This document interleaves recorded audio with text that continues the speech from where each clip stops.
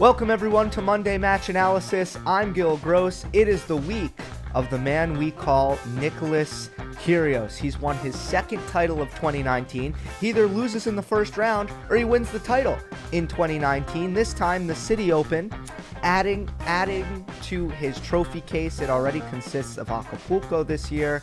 It's been a very strange year for one Nick Kyrgios, but it was a very impressive run, very impressive form in Washington, D.C. And as early in the first and the second round, people were saying, Nick's mood, it kind of looks like Acapulco this week. People were saying that way early. And the result is the same. Nobody beat Nick Kyrgios this week in Washington, D.C. So he is the main topic of the show. He is, after all, the thumbnail today. There's your thumbnail. But also a congratulations to Diego Schwartzman winning Los Cabos, south of the border, a 250 event, a very strong field. Beat Guido Pella in the semifinals, beat the red-hot Taylor Fritz in the final. A treasure to this sport. Congratulations to Schwartzman. We're not going to talk today about if Nick Kyrgios is good for the sport or bad for the sport. It's one of the most tired arguments in all of tennis. The answer is blatantly obvious. I've said it on this channel before. I'll keep it to myself right now because we're just going to talk about his tennis. How come he was so hard to beat this week? And what I was thinking about as I was watching this Kyrgios run, I was thinking there's a mindset in tennis that is so powerful that it makes players 10 times worse than their normal selves. There's something in tennis that makes the best players in the world miss a shot that they would ordinarily make 10 out of 10 times. It's called nerves. We're all familiar with it. It is an incredible, powerful thing. Something in your mind that makes a player worse. Not by a little bit, by a lot. That's nerves. So I was thinking, what must be the opposite of nerves? There has to be an opposite. Is it simply absence of nerves, or does it go further than absence of nerves?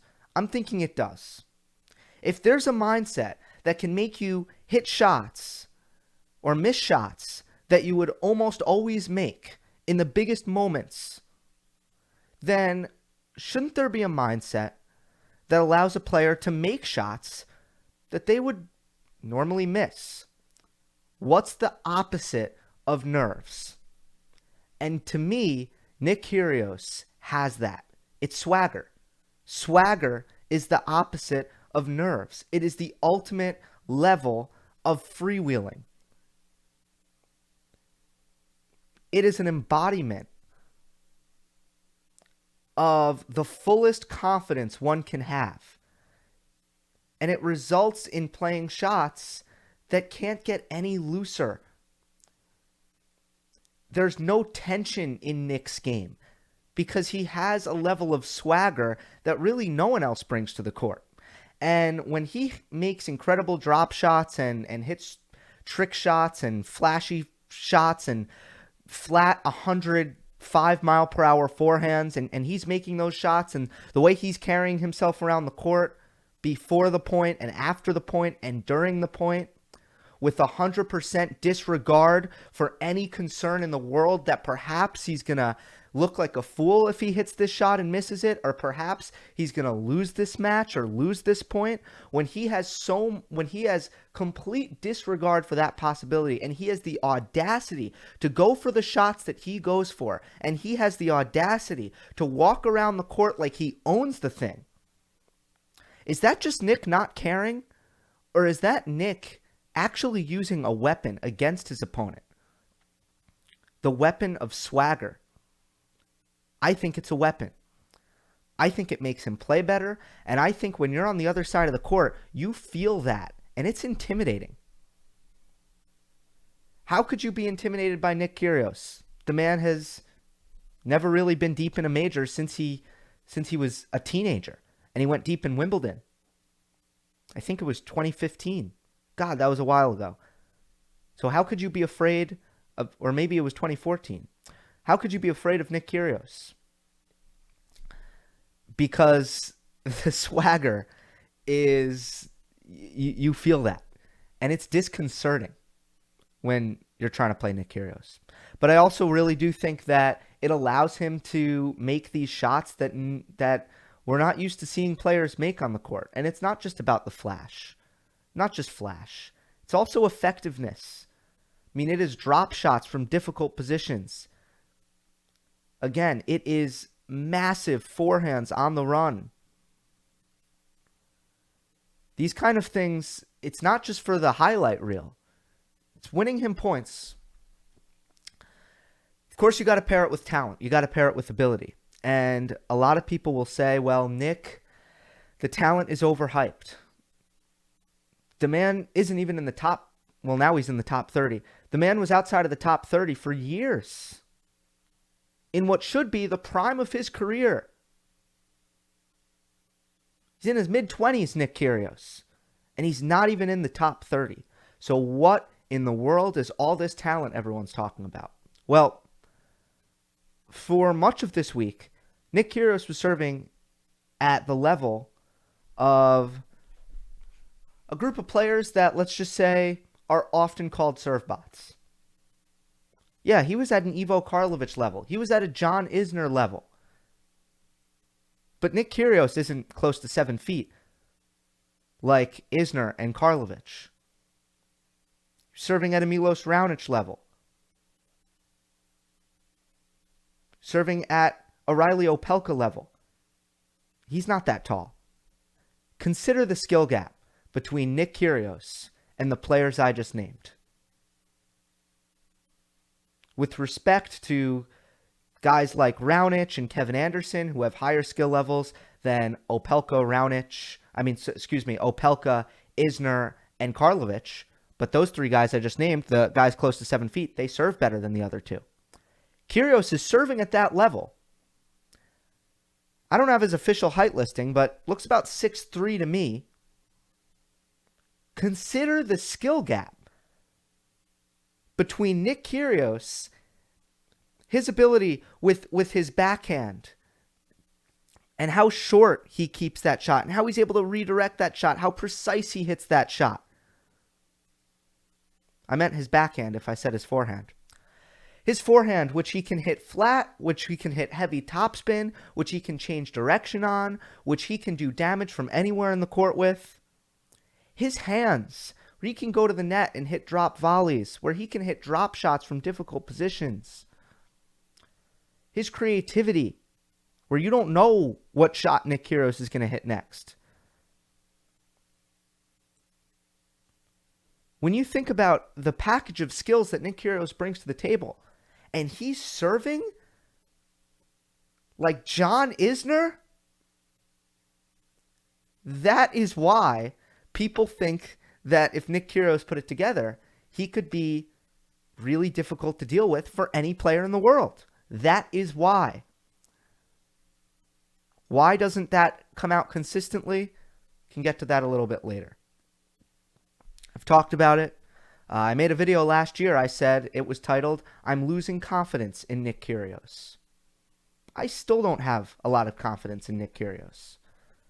But if you're saying his talent is overhyped, well then you're disregarding a lot of things. Maybe you don't think serving is talent. I don't agree. I think serving is talent. And I think pound for pound, Nick Kyrgios might be the best server in the world.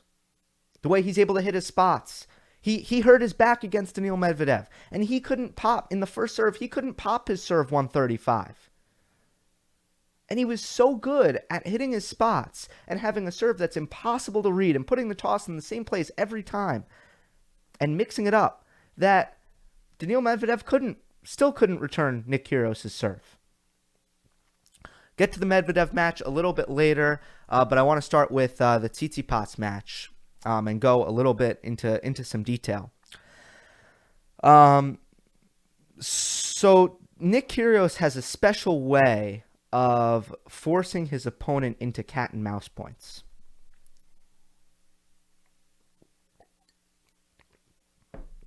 Iced coffee today. He's He's got a special way of doing that. He's really good at that. And the best way to do that is to throw in a drop shot. And sometimes Kyrgios isn't in the best position to hit drop shots, but will still hit a decent enough drop shot where it's not necessarily giving him the upper hand, but it's putting the point in a position where Kyrgios wants it, where it becomes about improvisation, creativity, and really good hands and shot making. So Kyrgios did this to Tsitsipas, in my opinion, to great effect. And we're going to take a look at instances in the first set where he did this. But I'm also going to criticize Tsitsipas here because he needs to do a better job in this particular instance. This is the first drop shot of the match. Comes at love 1. Kyrgios serving at 30-15. It's a cross-court drop shot. Tsitsipas is there in plenty of time, and he's gonna punch this deep down the line. Which I'll start off by saying, if you're a young player, normally the best play if someone drop shots you is to punch it deep down the line. You're already kind of where you need to be on the court positionally. All you got to do is kind of close the net. Normally it puts you in a really good position to hit a second volley. As long as you keep that deep, you're going to make your opponent try to hit a difficult pass, but you're going to be in really good position no matter what. And it's a somewhat low difficulty shot, although you are going over the high part of the net and you don't have much court to work with. But if you can hit it, punching it down the line is normally the best way to set up a second volley or a first volley. That's what Tsitsipas does here.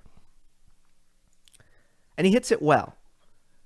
Tough position for Kyrgios, but he's there, and Nick kind of takes this off the hop, half volley. In my opinion, one of the most impressive shots of the entire match in terms of difficulty. Kyrgios hits this down the line pass, and Tsitsipas actually catches it late. He's surprised by the pace, and it goes into the net. I have no problem with that from Tsitsipas. He hit a pretty good shot off that drop shot. He closed the net, and Kyrgios really hit a great shot. Half volley from the baseline, lots of pace down the line on the pass, and Tsitsipas caught the volley late. Whatever. Moving on. Let's go to the next drop shot. This time, it's a backhand drop shot, cross court from Nick, again targeting the Tsitsipas backhand. Tsitsipas charges, and look at that. He's there in plenty of time. So what does he do this time? Same shot.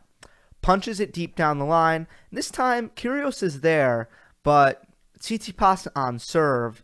Kyrgios tends to get a little flashy when he's returning serve. It's a bad habit of his, and he goes for the tweener and misses it terribly. But again, if you go from here where Kyrgios is drop shotting from the baseline, I mean, this is not a good place to drop shot from. Tsitsipas is there in plenty of time. You're going to want to maybe stretch Nick out a little bit, put some pressure on him. If Kyrgios wanted to take this as a normal forehand, he would have had a great look at this pass. Now, instead, he goes for a ridiculous tweener and loses the point. But, again, Tsitsipas just went for the same shot on the next instance of a drop shot. And I knew at this point, as I was watching this match, I'm going to watch for how Tsitsipas is returning these drop shots because there's a lot of options here. And he seems to be doing the same thing every time. You can redrop down the line. That is Nadal's favorite way to return a drop shot. Rafa loves that. He just redrops down the line.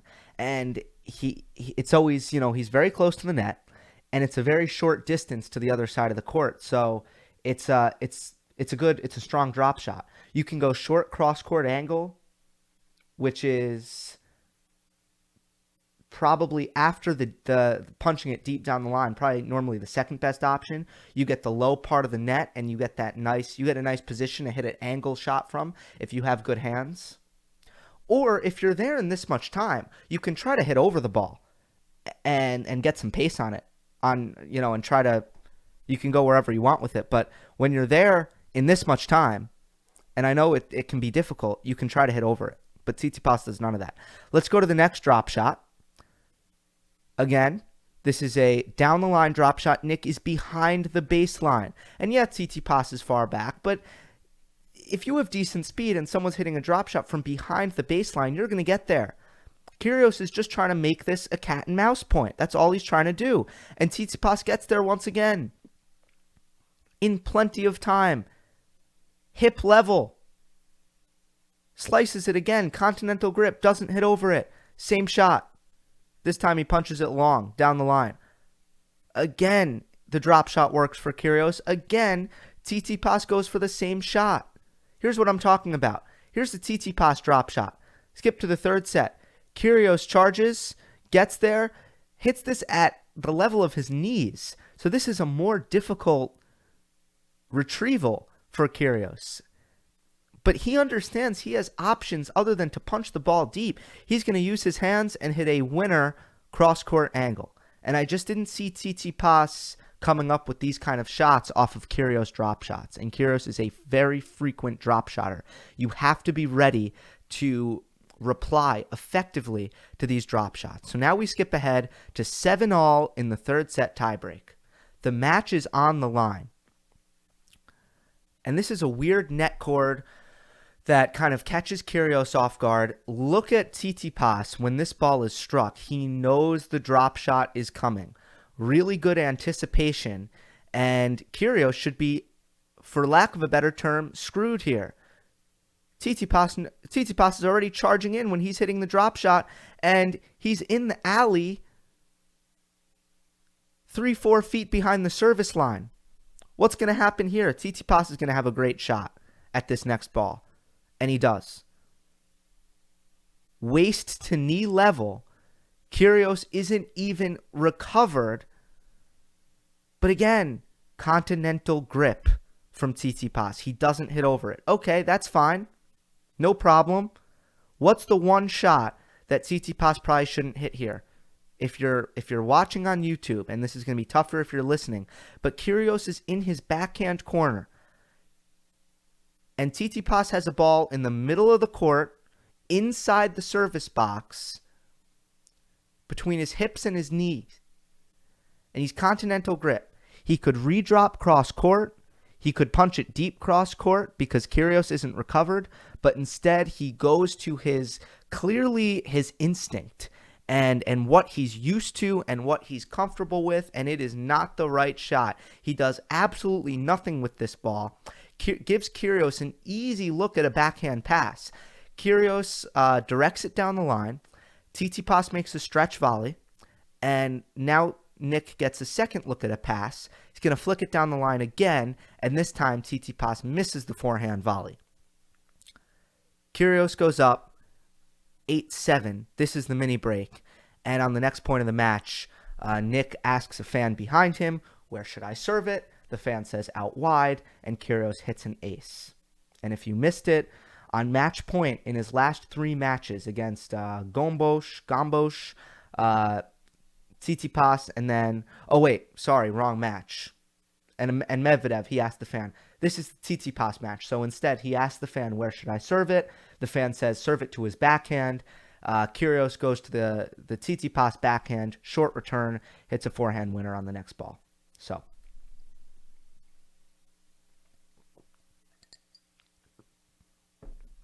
we also saw in this match why Nick Kyrgios loses matches that he shouldn't.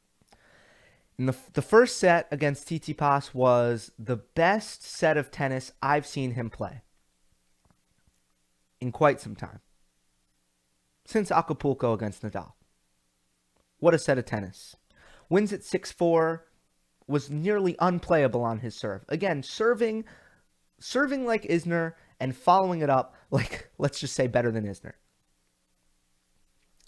And also returning quite well. On his forehand return, a shot that he likes to block back, and sometimes he catches it late and doesn't put it in play very often, or doesn't put it in play with as much fervor. He's actually getting ahead of his forehand return and hitting over it in this match against Tsitsipas, especially in the first set.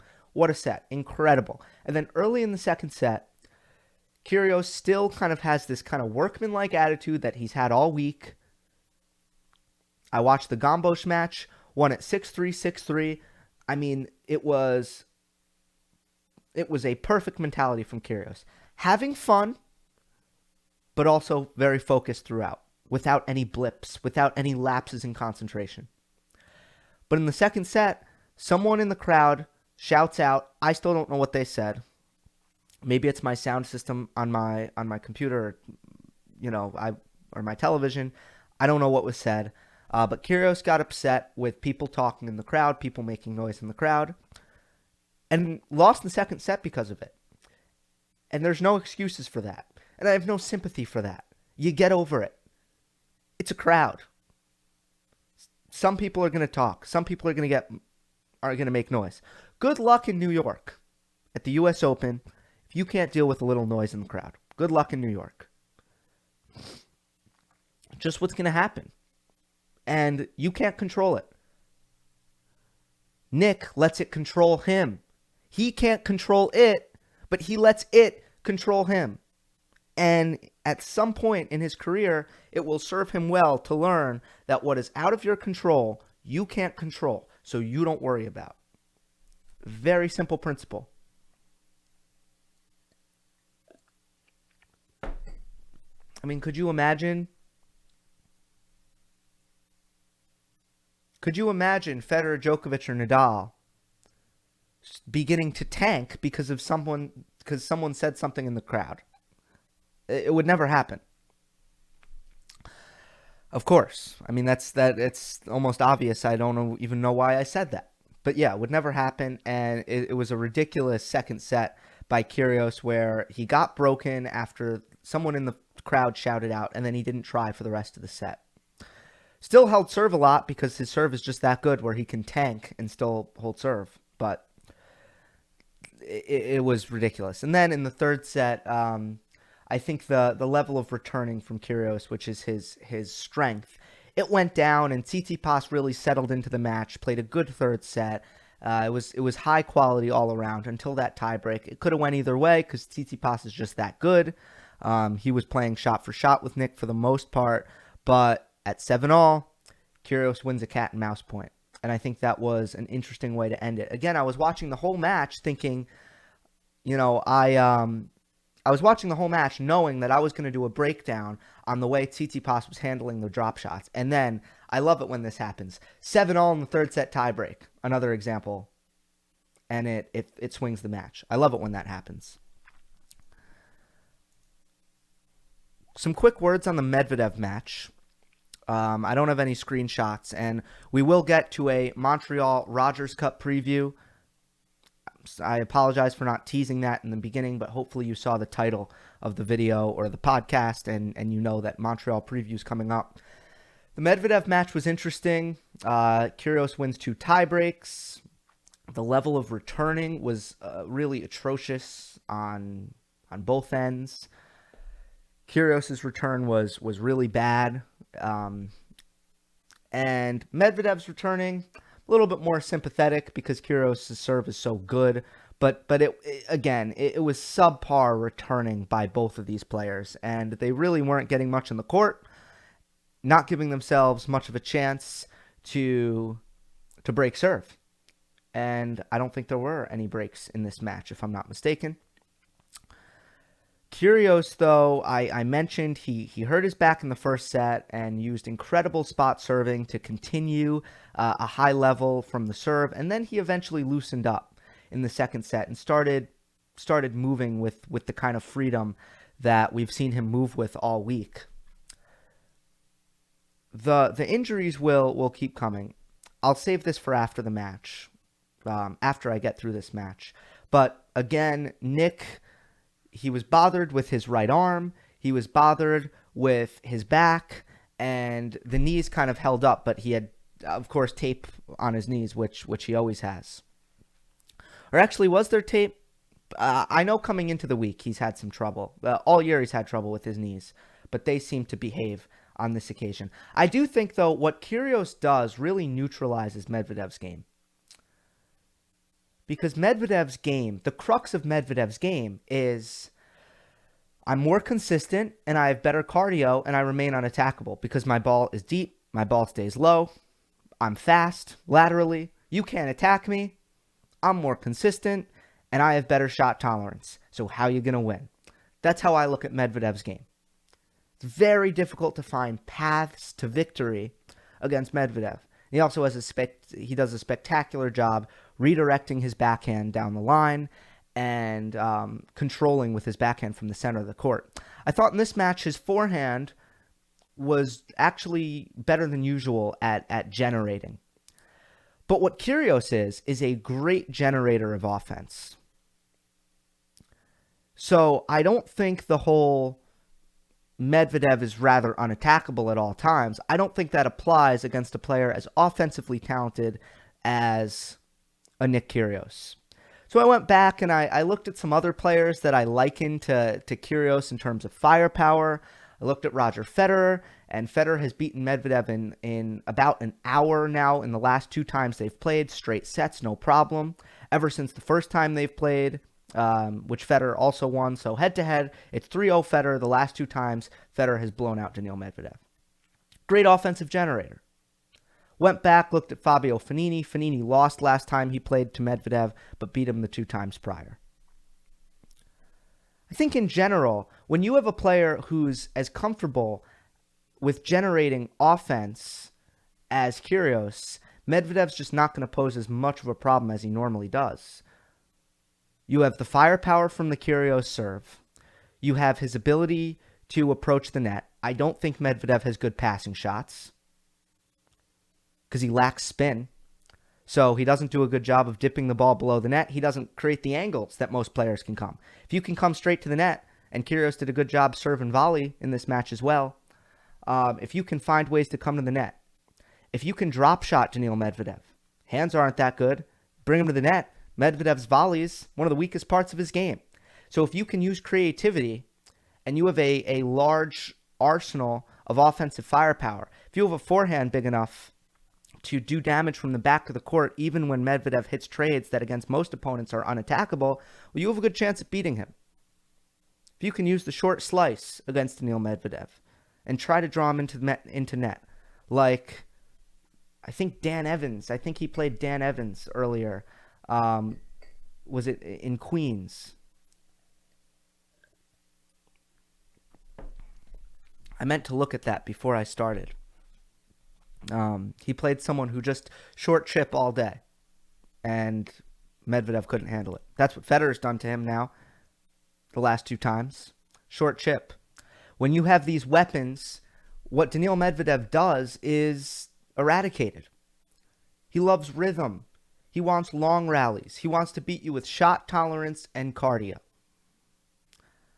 But Kyrgios can take it to Medvedev in a way it takes away what's so great about his game. So Kyrgios fought through it, wins 2 tiebreaks, and wins the Citi Open title. My overall thoughts on Nick is we saw in the Tsitsipas match why mentally there's problems over the course of 2 weeks, over the course of best of 5. He's not going to win one right now. He's just not. He's not going to go deep. I mean, maybe he could go deep, but he's not going to win. And then in the Medvedev match, we saw the second reason why Kyrgios is not going to be a consistent top 10er on tour unless something changes. Won't break the top 10. Won't go deep in slams. Because staying healthy is an active role. Staying healthy is not about luck. There's luck involved. There's genetics. But you got to work hard if you're going to stay healthy.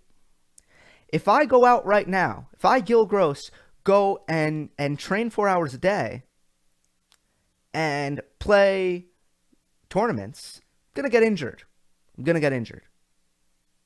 It's just going to happen. I'm not going to stay healthy. Because I haven't strengthened, I haven't worked on my body in a way where I can handle this and stay healthy. And Nick Kyrgios doesn't do that. Nick Kyrgios, admittedly, is not spending a lot of time in the gym and is therefore going to continue to get injured. It's just how things work. It'll continue to happen. So that's my unwavering view on Nick Kyrgios and his long-term prospects. But it's really good to see him do things like he did this week because it's super entertaining. And let's see the kind of views this video gets. We'll see. But I have a feeling it'll get more than your average kind of post Citi Open 500 video. We'll see what happens. but that's just my thoughts because I think people are interested. Rogers Cup, Montreal, not a very good field, to be honest. No Federer, no Djokovic. Nadal is playing. There's also some other notable absences, but Juan Martín del Potro isn't back yet. It feels a little empty to me, just does. But let's go quarter by quarter. I will say this is a pretty tough one, especially the bottom half. God, who's going to come out of this bottom half? I mean, there are loads of players who can. We'll start with Nadal's quarter. He's the 1 seed. He's got Fabio Fognini. He's got Borna Coric. He's got David Goffin. My dark horse for this quarter is Tommy Paul. He is a qualifier at this tournament, and he was pretty impressive at the Citi Open. He's someone who's not your typical American. He's a really good athlete. He's got a big forehand. He's okay with clay courts. He's got a nice draw here. He plays Braden Schnurr, the Canadian wild card. So I think he, if I'm not mistaken, will be favored in this first round. And then he'll play Fabio Fognini, who lost prematurely in Los Cabos. I guess he lost to Taylor Fritz, if I remember correctly, who's generally beatable on hard courts. Is Fabio. Sorry, I'm just switching from the draw back and forth. Upset alert. David Goffin, just by nature of his draw, I thought he'd do better in DC if you watched Monday Match Analysis last week, but he draws Guido Pella in the first round, which to me, it's like a 50-50 match. Now, there's only 16, or no, not 16. There's only, I want to say, 17 seeds. How many seeds in this draw? It doesn't go up to 32 like a normal major, of course. So, you're going to have, in any 1,000 event, you're going to have some really good players unseeded. Guido Pella is one of them. And David Goffin gets the worst of that. So early popcorn, Goffin versus Pella in the first round. If you look at Nadal's path, he'll get de Minaur or Dan Evans in the second round. Then he'll probably get Pella or Goffin in the next. Then on the other side of the draw, you do have Borna Coric in there. Plays Peter Gojewicz, fresh off of his semifinal run in DC in the first round. Tough first round for Coric. I think he gets through it. Kukushkin, Manarino is in there as well. So I think Nadal has a pretty relatively weak quarter here. And I think he'll be pretty happy with it. So that's why Nadal comes out of it. Let's go to the next one. Stefanos Tsitsipas' quarter. You got Kei Nishikori in there. Roberto Bautista Agut and Gael Monfils. I like this quarter a lot, actually. I think it's loaded. For Tsitsipas, he'll await the winner of Taylor Fritz and Hubert Hurkacz. So a really tough first round for Tsitsipas. And a long week in DC he's coming off of, and a lot of points to defend. It's a big week for Tsitsipas. A lot of pressure here. My dark horse is Taylor Fritz. I don't think he'll beat Tsitsipas, but I just want to acknowledge that Fritz has reached the final in 3 out of his last 4 tournaments. The one tournament that he didn't reach the final in, it was Wimbledon. So Fritz is red hot. He's hitting his serve huge. He's hitting his forehand huge. He does not miss routine backhands. This guy's just a really good ball striker. And you'll find better athletes on tour. You'll find more creative players on tour. But the dude he can just hit the ball flat out. He's got great groundies. He's got a good serve. He's got pretty good footwork and just doesn't make a lot of easy errors. And when he's in position to hit the ball, when he's not having to defend very much, when he's in neutral rallies, when he looks to build, when he looks to finish, I love Taylor Fritz off the ground, both wings. And he's red hot right now. So tough draw for Tsitsipas in that respect. Upset alert, I just don't see any of the seeds really getting upset here. Nishikori could face Gasquet or Benoit Paire, or will face the winner of that match in the second round. Bautista Agut gets qualifier Bernard Tomic. I don't see any threat for him. Gael Monfils gets Canadian wildcard Peter Polansky, almost zero threat there for Monfils. After that, he gets Ivashka or Kwon Soon Woo. So, I mean, I just feel like all the seeds here, besides Tsitsipas, have actually a really good draw. And I just don't think Tsitsipas loses to Fritz. Although I think he very well could, but I'm not ready to put Tsitsipas on upset alert. Early popcorn, this isn't that good a match, Perrin Gasquet. But, I just want to draw attention to the fact that there are like very few players on the men's side with better backhands than forehands. I actually think that there are only 3. And I mean backhands that are so much better than the forehand that they won't even run around their backhand to hit a forehand, that they won't even use footwork to do it because their backhand is literally bigger and better. I think it's Daniil Medvedev, Richard Gasquet, and Benoit Paire. So a lot of people say, like even, people known for good backhands, Stan Wawrinka, Novak Djokovic, they're still running around it to hit a forehand because their forehand's bigger, it's more potent. But these guys actually have better backhands. So this is a very unique matchup here because you got 2 of the 3 players that I actually believe have better backhands than forehands. So I just wanted to bring attention to that. Schwartzman is also in this quarter. I mean, you know, there's a couple guys who can come through this, but ultimately, I like a well-rested Kei Nishikori who's playing very consistent tennis, and who is now on, in my opinion, his best surface, which is a faster outdoor hard court. So I like Kei Nishikori to get through this, especially if Tsitsipas is a little bit weary physically and mentally. If he has to play some long matches against, a Taylor Fritz, I think Nishikori's got a nice draw. He's got the first round bye. He's going to be fresh, and he's going to get through this quarter. Alexander Zverev's quarter is the toughest to predict, as it tends to be. And I think this happened. Did this happen at Wimbledon, where Zverev and Khachanov shared a quarter, and I'm like, oh my God, who is coming out of this? Someone crazy. And then, lo and behold, Roberto Bautista Agut comes out of that quarter. I think that's how it played out. Anyway, you have some really dangerous unseeded players here. I think FAA, Stan Wawrinka, who faces Dimitrov in the first round. Wawrinka, the heavy favorite there. All the Canadians bunched up. Vasek Pospisil got a wild card. He'll play FAA in the first round. Milos Raonic plays Luca Pouille. Pouille rather dangerous, by the way, on a fast hard court. And Raonic not in very good form. So that's why I have Raonic on upset alert, because I think that's a relatively tough match against Pouille in the first round. So all the Canadians bunched up here. And then you have Tsonga and Jan-Lennard Struff. Then you have Martin Fucsovics playing Cameron Norrie in the first round. To me, this is the quarter with the weakest seeds and the strongest unseeded players, which is why I have the dark horse. I just put Tsonga/Struff because I don't really know who's going to win that first round match. They're actually playing as I speak, so by the time this video goes up, that match will have been over. But I just feel like whoever gets through that match could be dangerous. I kind of agonized over this quarter, and I just went with Karen Khachanov. It's time for him to kind of settle in on his favorite surface, and this is a faster hard court than New York, but I think it's pretty lively. I was going back, I was on YouTube, I wanted to try to get a feel for the conditions.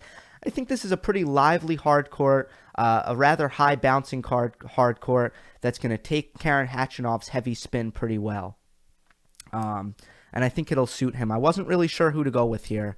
Basilashvili is also in there. I didn't talk about him, who's coming off of Hamburg. But I'm hesitant to go with the guys coming off of clay court tennis. People who choose to play post-Wimbledon clay, I'm always hesitant in Montreal because they're really they got to still be getting used to the surface at this point. So I'm going with Karen Khachanov.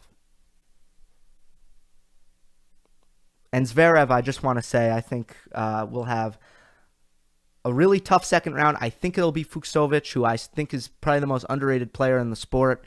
And when I say underrated, I mean like no one ever talks about him. He's not rated very high at all.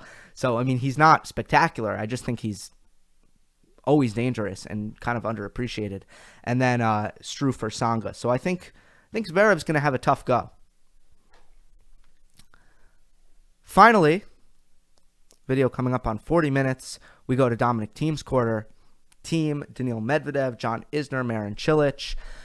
Another quarter where I think any of the all the seeds are somewhat dangerous here. Dominic Thiem being as strong as he is, but he's coming off clay, winning Kitzbühel.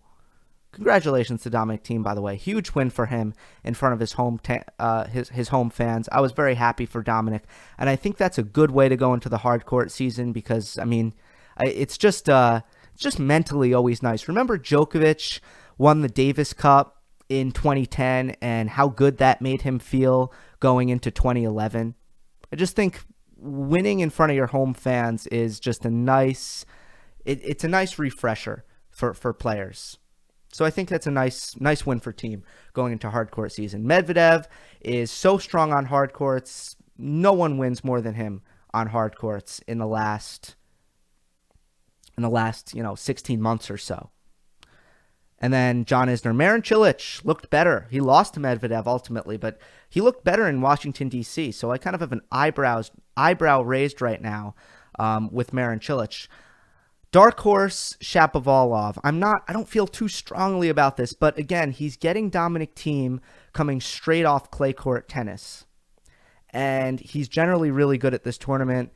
He's not good on grass. He's not good on clay. So he's one of those guys, Shapovalov, who has this big portion in the middle of the season where he's not much of a threat to anyone. And then people can forget about him. It's kind of similar to Medvedev in that way. But now he's back. He's on his favorite surface, and maybe he can catch Dominic Thiem before he's in hard court form. And this is a quicker hard court as well. It's my dark horse, Shapovalov, home soil tournament for him. Upset alert, John Isner. This more has to do with Isner's form. And Jordan Thompson, going to put the ball in the court, going to ask questions of Isner, going to return his serve decently well, in my opinion. And then early popcorn. How about a rematch of the Citi Open final? Kyrgios Medvedev in round 2. How exciting is that? Clear pick for early popcorn. Final weekend, Nadal over Nishikori, straight sets. Medvedev over Khachanov in 3 sets. Nadal beats Medvedev in 2 sets. I do think Rafa Nadal is going to come off first tournament since Wimbledon. Big three's not in here. He's going to come in with confidence. I think he's going to win this tournament. I feel pretty confidently. Should be very healthy, should be refreshed, and I'm confidently picking Nadal to win Montreal. That'll do it for this week's edition of Monday Match Analysis. A long one, without comment response. Who knew I could talk this much? Hope you enjoyed. Don't forget to subscribe. I'll see you next time.